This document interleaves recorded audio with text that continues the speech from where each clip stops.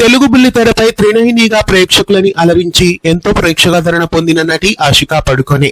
కథలో రాజకుమారి సీరియల్ ద్వారా మొదట ఈమె సుపరిచితురాలయ్యారు.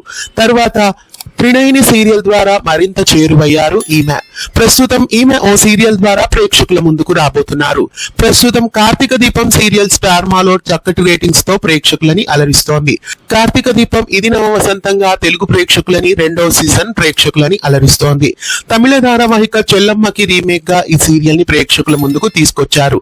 ఈ సీరియల్లో దీపాగా ప్రేమి విశ్వనాథ్ ప్రేక్షకులని అలరిస్తున్నారు. ప్రస్తుతం ఆషికా పడుకొనే దీపా పాత్రలో ప్రేక్షకుల ముందుకు రాబోతున్నారు. అయితే ప్రస్తుతం తెలుగులో దీపాని రీప్లేస్ చేయడం లేదు. ఈమె హిందీ భాషలో కార్తీక దీపం ఇది నవ వసంతంలో యాక్ట్ చేస్తున్నారు.